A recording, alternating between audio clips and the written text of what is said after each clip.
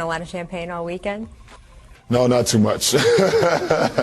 Not too much. A little, I had to stop. So, but, the time is great right now. Celebration toned down a little bit from last year, or? No, it's a little bit more, actually. Well, how come? It's a little bit more, actually. Last year, you kind of, the time went by so fast, and it's like, wow, dang, did I really just, it's gone.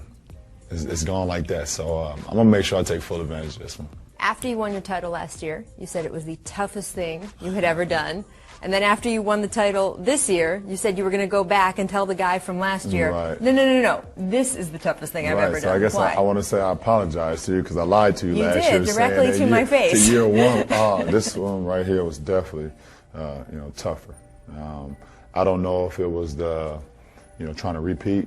I'll tell you one thing, I love the feeling of winning. You're in a very specific era with social media and all the cable networks and all of the people and opportunities for people to analyze everything. Well, I mean, it's challenging, but I think I found a cup or a place where it doesn't really bother me too much. Yeah, it's just an interesting way to live. I mean, your legacy gets written, unwritten, rewritten all before of the time. I'm done, right? Exactly. Right.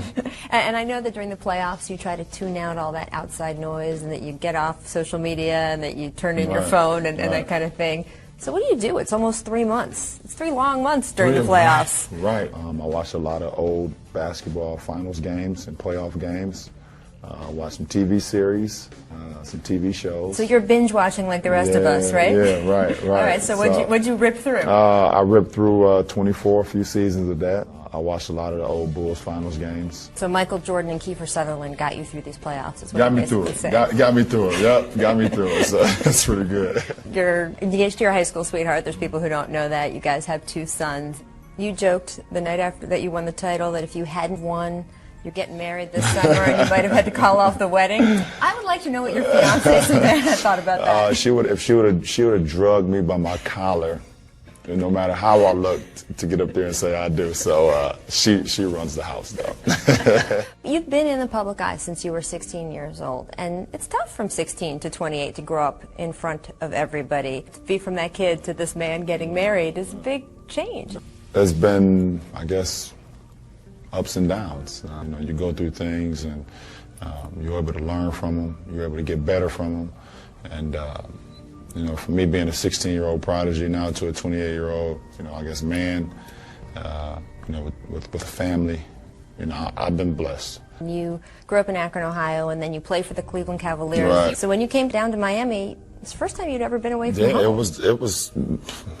it was more challenging than I ever thought it would be. Even though I played for Cleveland for 7 years, I still lived in my hometown of Akron. So I was in Akron for 25 straight years.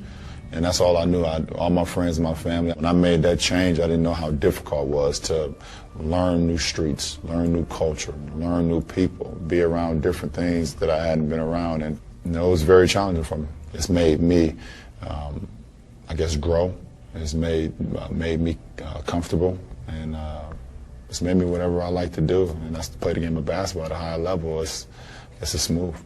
You do have an option to leave the Heat at the end of next year. There's even people saying, oh, maybe he'll go back to Cleveland, finally win one for his hometown. How are you going to approach this? I don't know, because I haven't really even thought about it. So when that moment comes up, I will approach it like a professional, and we'll see what happens. Even if you don't know what you're going to do, what have you learned from the last time that you switched teams that will inform how you handle things this time? I mean, you learn from your mistakes, and that's something I've been able to do. It's something I've lived with, and when the opportunity comes upon, if I'm in that position again, I'll be able to handle it much better. Being more of a grown-up now, being more comfortable and being an adult, it can't be a coincidence that you feel that way off the court, and then professionally, you're in the best time professionally of your life, winning 2 championships. Right. Timing, and I'll just try to take full advantage of it.